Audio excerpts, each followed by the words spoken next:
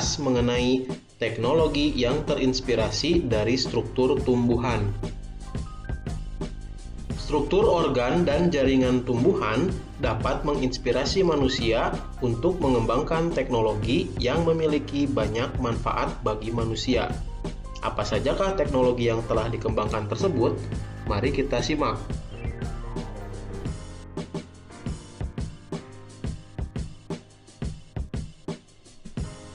Panel surya merupakan alat yang dapat mengubah sinar matahari menjadi energi listrik. Ketika cahaya matahari menabrak permukaan panel surya, menyebabkan elektron atau partikel penyusun atom yang bermuatan negatif pada panel surya bergerak melalui suatu konduktor dan menjadi arus listrik. Mekanisme kerja panel surya ini terinspirasi oleh mekanisme fotosintesis yang terjadi pada daun tumbuhan. Pada proses fotosintesis juga dibutuhkan cahaya dan zat hijau daun yang disebut klorofil. Melalui proses fotosintesis ini dihasilkan oksigen dan glukosa. Saat daun terkena sinar matahari, klorofil akan menyerap energi cahaya.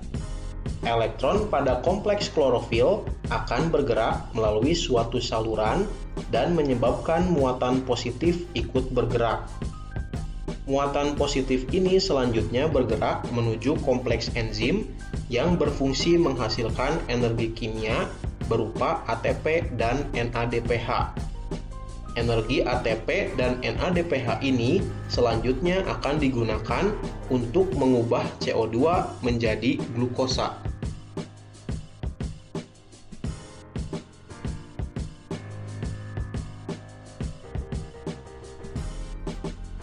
Ketika kita melihat lampu penerangan jalan, beberapa lampu penerangan jalan tersebut ada yang dapat menyala sendiri ketika menjelang malam dan mati sendiri saat menjelang pagi tanpa harus dinyalakan dan dimatikan secara manual.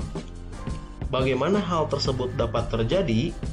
Lampu penerangan jalan tersebut mampu menyala dan mati secara otomatis karena dilengkapi dengan sensor cahaya yang disebut fotoresistor atau light dependent resistor atau LDR dan saklar pengatur on dan off. Fotoresistor ini mampu mendeteksi ada dan tidak adanya cahaya di lingkungan sekitar. Fotoresistor ini merupakan resistor atau hambatan listrik yang dapat diubah nilai hambatannya melalui penyinaran cahaya. Hambatan listrik dari fotoresistor ini akan berkurang jika terkena cahaya. Dengan kata lain, jika terdapat cahaya, alat ini mampu menghantarkan listrik. Saat menjelang pagi, sinar matahari akan mengenai fotoresistor, menyebabkan listrik mengalir menuju saklar. Aktifnya saklar ini malah akan mematikan aliran listrik utama, sehingga lampu penerangan jalan menjadi mati. Saat menjelang malam, aliran listrik tidak dapat mengalir melalui fotoresistor ini sehingga tidak ada aliran listrik yang mengalir menuju saklar. Akibatnya, saklar berada dalam kondisi on sehingga lampu penerangan menyala. Mekanisme pada lampu penerangan tersebut terinspirasi oleh mekanisme yang terjadi pada tumbuhan. Tanaman kaktus hidup di daerah gurun yang kering. Tumbuhan kaktus memiliki stomata yang unik. Stomata kaktus akan membuka saat malam hari dan akan tertutup saat siang hari untuk mengurangi penguapan air.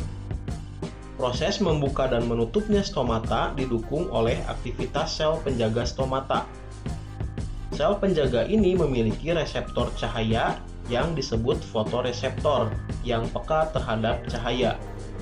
Saat siang hari yang terik, fotoreseptor pada sel penjaga akan menangkap cahaya dan menyebabkan air dalam sel penjaga dipompa keluar dengan bantuan ion-ion. Akibatnya, sel penjaga akan mengecil dan lubang stomata tertutup.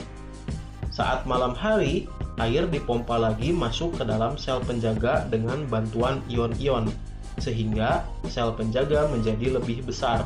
Akibatnya, stomata menjadi terbuka.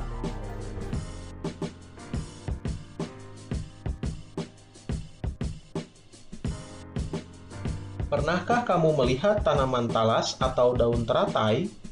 Ketika kamu melihat daun kedua tanaman tersebut, kamu pasti melihat bahwa daun tersebut sangat bersih dan tahan air. Bagaimana hal ini dapat terjadi?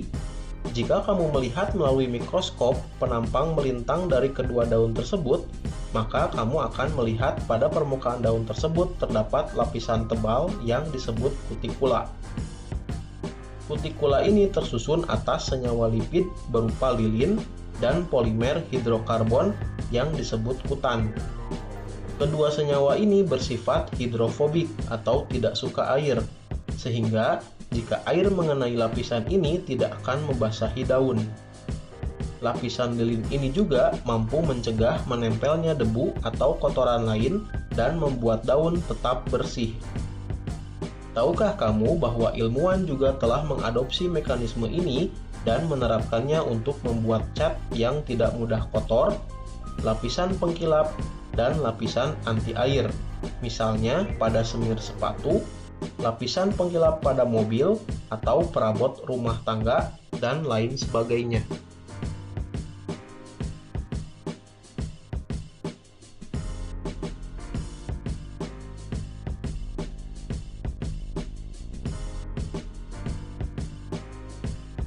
Pernahkah kalian bermain ke danau, waduk, atau kolam? Apakah kamu melihat eceng gondok di tempat tersebut? Apakah kamu juga melihat bahwa perairan tersebut jernih?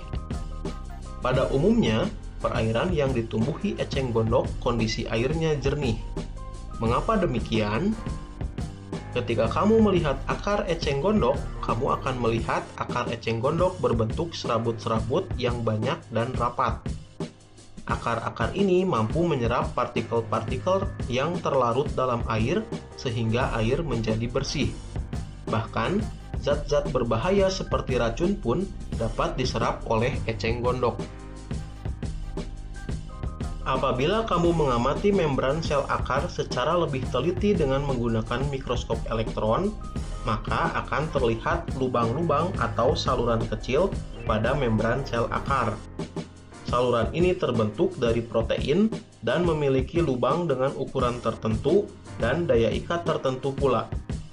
Salah satu salurannya bernama aquaporin.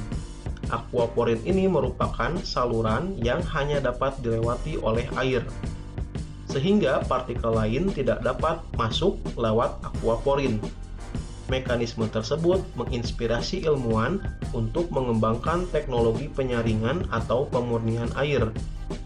Dengan teknologi ini, air yang kotor dapat disaring, sehingga air hasil penyaringan benar-benar bersih dan aman untuk dikonsumsi.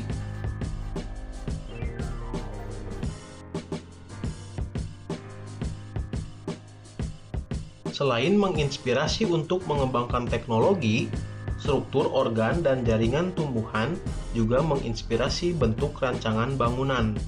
Misalnya gedung teater Esplanade di Singapura yang terinspirasi dari struktur kulit buah durian. Lapisan terluar dari atap gedung tersebut berbentuk segitiga seperti duri pada durian. Atap tersebut dapat diatur untuk mengikuti pergerakan matahari, sehingga dapat menjaga intensitas cahaya yang masuk ke dalam gedung.